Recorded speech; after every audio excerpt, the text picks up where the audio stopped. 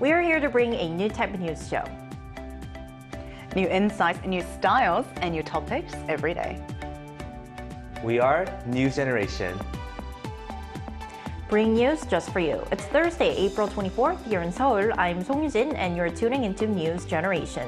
Joining us today is Cheska Dainha. Happy Thursday, everyone! Happy Thursday! And Julian Kim. Happy to be here on this beautiful Thursday morning. Oh, that's a very long trust. Happy to have you here. Now, both are here to speak on behalf of those in their 20s and 30s.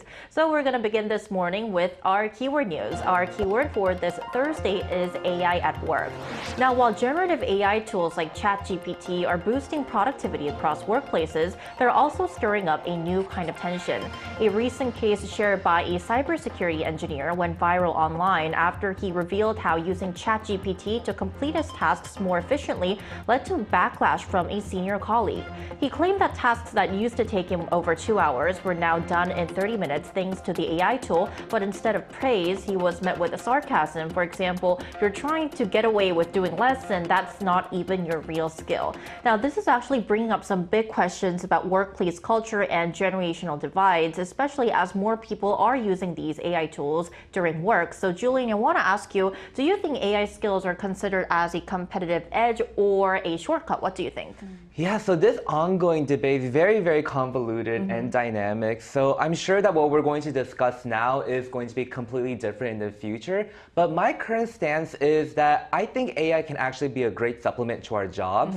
But I think we really need to have proper tools to ensure security and also make sure we have proper education on how to use this technology properly for our work.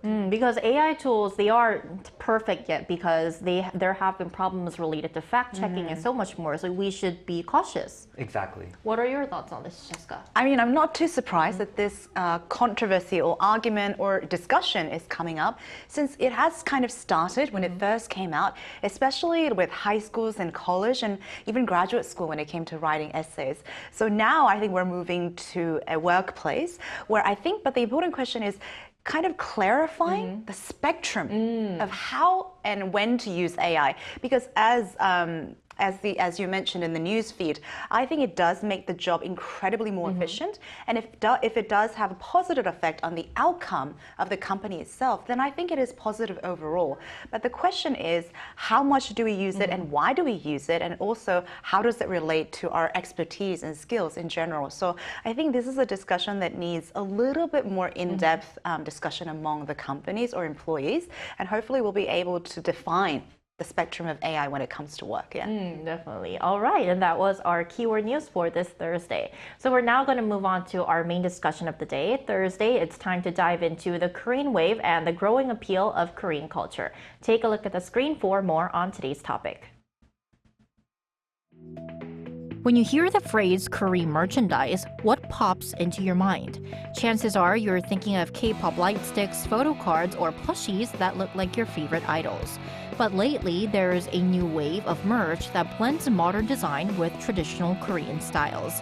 And it's catching on both here in Korea and abroad. So we've shown you footage of a lot of Korean merchandise, K-merchandise in our VCR. So we're going to first start by breaking down this latest trend. So Cheska, how big of a trend would you say this has become? It's become definitely big and it's growing, so much so that there is actually a new word to describe this phenomenon, and it's called hip tradition. Oh, hip tradition. Yeah, it's hip and it's traditional. Two very different sounding like phrases, but combined into one. Exactly. These two words normally don't go together, and this refers to new merch or products that are hip and trendy, but inspired from Korean traditional culture to create a so-called, I would say, almost a fusion product. And it has been showcased in places like museums and or even media contents like drama or variety shows. And sometimes, and I think this is what probably made it viral too, a lot of K-pop stars have been seen wearing them or having them. Right. And the sale trends are actually proof of this. So if we take a look at the screen, we can see the huge influx of sales in Korean traditional cultural products. And in just the past 2 years, sales jumped almost 1.5% from 2022 to 2024, and it is steadily actually growing. And even though this wasn't included in the statistics, and I'm sure Julie will be able to tell a little bit more, I can be quite sure that the majority of consumers are actually millennials and Gen Z, because I'm actually one of the consumers as well. Yeah. We can already see that. Yes, I would definitely. Although it's kind of like a spoiler, but we can see that through your hair accessory. Exactly. People haven't caught it up yet. This is a spoiler. Yeah. So picking off where what Cheska just mentioned, Julian, can you relate to how our generation, young people, are becoming the major consumers of these hip tradition merchandise? What would you say? Yeah, so it's especially noteworthy how successful K-goods are produced in collaboration with museums truly are. So once considered trendy amongst those in their 40s and 50s, there is actually a growing trend of interest in museum merchandise in our generation too. The National Korean Museum of Korea has launched a new brand called Muse, which is a combination of the word museum and goods, which is also known as merchandise in Korea. So amongst the shoppers visiting these stores, 54% are in their 20s and 30s, reflecting strong enthusiasm from the millennial and Gen Z generation too. So we're now going to show you more in depth about some of the most popular Korean traditional merchandise or K-merch. So there are a wide range of products as we've just seen in the VCR. Yes. So Jessica, could you first tell us which are some of the top favorites? I mean, there are definitely a wide range of products, but I'm kind of wearing one today. Oh, please tell us more. Yeah, so this is tengi, which is like a Korean traditional hair tie. Right. And you usually wear it like this. You tie your hair and then you braid your hair and then put it at the end. But you can see that the patterns are very traditional and then you wear it very traditionally. But as you can see, I'm wearing it with a modern clothes. So this is just one of the examples. And there's something called tage, which is mother pearls. And Yujin, you know this too. Mother pearls used to be considered very old-fashioned, Right. which is something you would only find in your grandmother's closet or very small jewelry boxes like hidden in the corner, right? But now, tage is inspiring key rings, like little hand mirrors. And it is, I even didn't bring it today, but they have a lot of bookmarks and just little gadgets that are becoming very, very popular, not only among Koreans, but even international tourists.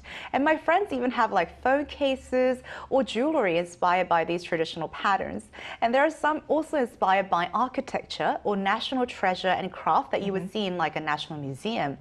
I heard that BTS RM owns a miniature of 반가 사유상, which is called the pensive bodhisattva, and people have been racing apparently to actually get their hands on it since it's becoming. I think we're seeing what we're seeing on the screen is that, right? It's like a miniature and they have different types. And apparently the gold one is supposed to be very popular. But I also frequent Insadong or the National Museum just so that I can see some creative and beautiful products. They have like book covers, handbags, shot glasses, wine holders.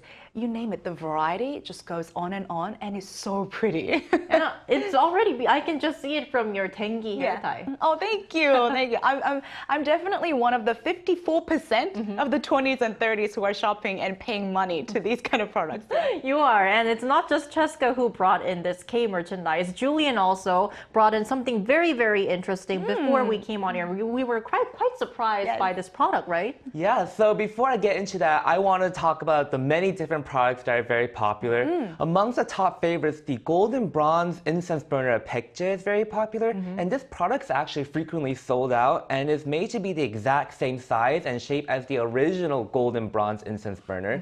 There's also a lamp that's also popular too. This lamp features the Sokgoram Grotto in Gyeongju. It's a Buddhist temple that's also a UNESCO heritage site too.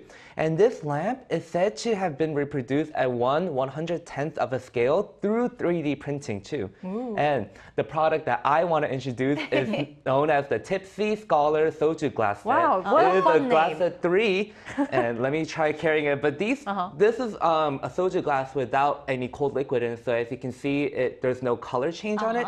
But if there's a cold liquid in it, the scholar turns red. His face turns red. Exactly, as if he's had a little too much to drink too. Yeah, so this product is a viral seller item, so it's often very temporarily sold out. So if you are interested in buying it, best of luck. Yeah, what a creative and fun product. Yeah. I wonder how they kind of made that color go red if they pour in like ice drinks or beverages. Right, and I love how only the cheeks like perfectly turn red as if to show how tipsy you can get from having these shot glasses. Yeah. So, I love it. It's my favorite item. You should get one. All right, so to get a better sense of what's driving this K-merchandise craze, we ran a poll on our Arirang.news YouTube channel. We asked our viewers what makes you want to buy merchandise based on Korean heritage. So the options were number 1, practical use, number 2, interior decor, number 3, media influence, and number 4, to experience Korean culture. So the most popular answer was, as you can see on the screen, to experience Korean culture, chosen by 50%, followed by media influence, interior decor, and practical use. And here are also 3 comments by our viewers. Our first comment for this Thursday is by Jeric Cristobal Orola 9411. To me, Korean culture as a whole is more than just kimchi, hanbok, or hallyu. It's an embodiment of all cultural assets dating back to the Gojoseon era. Our second comment is by The King's Kid, FOR, interior decor. They make small spaces look spacious. Our final comment is by Benny D97, to experience Korean culture. It will inspire me to know every single thing related to that particular product. Okay, so up next, we have a very exciting and interesting segment for you. We actually had a chance to sit down with the designer behind one of the hit items we just introduced. So the item is what Julian introduced. She designed the soju glass with pictures of Sunbis, the scholars of Korea's Joseon dynasty. So we're gonna come back after taking a look at the interview.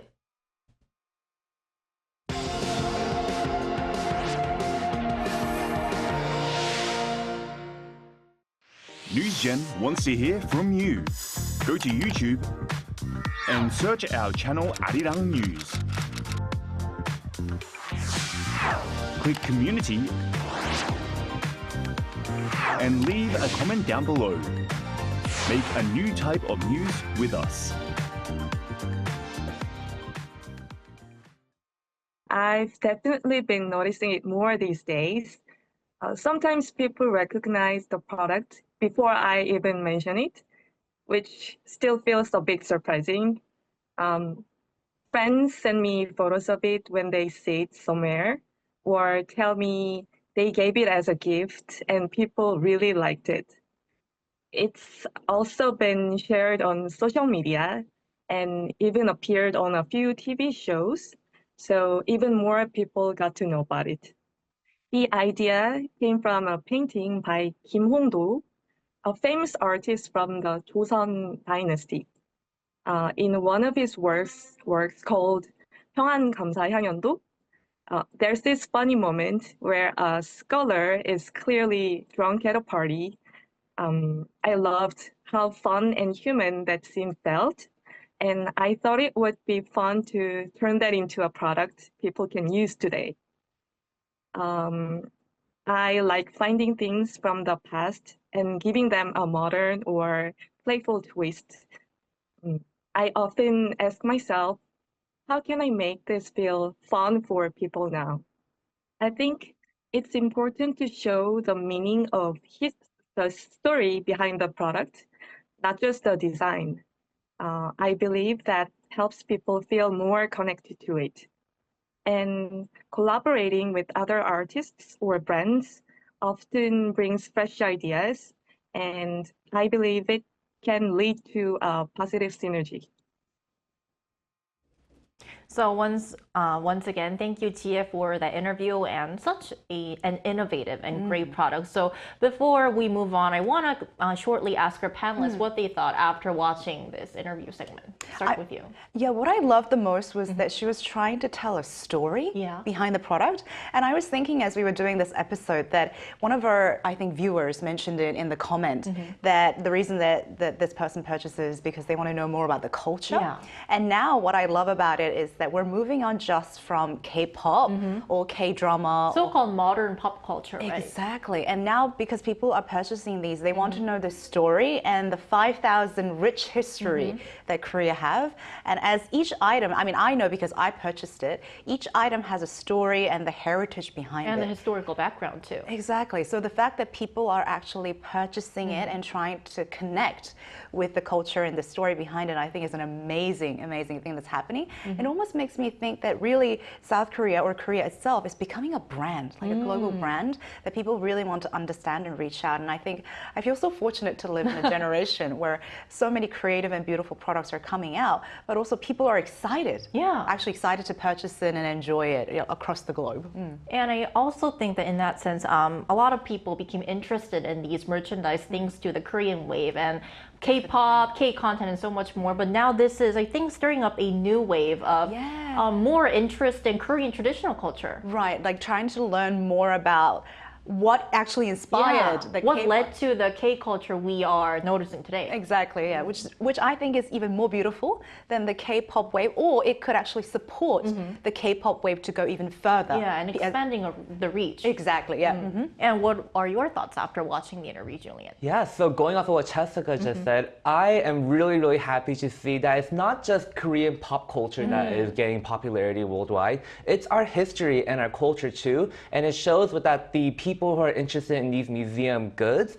It's just really beautiful to see. And personally for me, I am not the type of person to go to museum gift shops and buy these products. But after learning more about the history and the significance behind these items, I love it a lot, to the point where I actually bought the soju glass sets that I brought to the studio because I would never spend money on things like this before, but That's true. But knowing about the museum and how they're trying to sell merchandise that's connected to the history, I think it's beautiful that we're able to have something physical and that this is actually gaining popularity. So yeah, I think it's beautiful. I love it.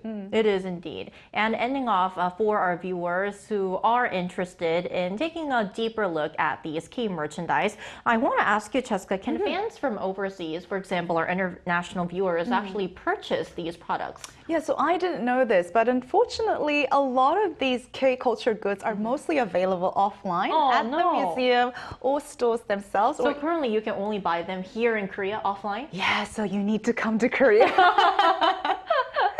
Definitely one of the more reasons to come to Korea, but try to pay a visit. I mean, these places, whether it's in Sadong or just, you know, those streets, museums, they're super fun to shop. Yeah. And you can do two birds with one stone. You Yeah. can still go to a museum, have fun with your friends, learn about the Korean stories and culture, but then do a nice little shopping afterwards. Or if you're staying in Korea, you can also have them delivered because Korea does amazingly quick deliveries. Right, very fast. Very fast. Convenient. So either way, please do enjoy the culture and the story behind each and every product, and also purchase them so you can have a little something for souvenir. And Julian, I want to ask you. I feel like a brand marketer. Well, you were so good at it. I know, I'm really good. So make sure you can take a little bit of Korea back to your home. And Julian, I want to ask you, are there any things to keep in mind or be mindful of when customers actually shop for these products? Yeah, well, I would say first off, have fun shopping. Yay! But it is really important to keep this in mind too. But when you're leaving the country, if you purchase a product that's similar to the genuine cultural artifact, it is actually required to go through a verification process at the airport. Now, this is due to concerns of illegal cultural exports of cultural properties. So you must submit an appraisal request to the Cultural Property Appraisal Office at the airport or port at least 3 hours before departure. At least 3 hours before. Yes, so failures to do so could result in penalties. So I would say please be mindful of that. But other than that, go out and have fun learning about our culture and enjoy shopping. We're ending off on a very practical note today. Very shopping encouraging note. Right. But also practical. Yeah. Exactly. It is indeed. And that's all we have for today. But NewsGen will be back tomorrow at 10:30 a.m. Korea time. Special thanks to Jessica Dainha. Pleasure always mine. Thank you. Thank you. And Julian Kim. Thank you for having me. Thank you. And to our viewers, thank you for spending time with us and hope you tune in tomorrow, Friday as well. We are News Generation.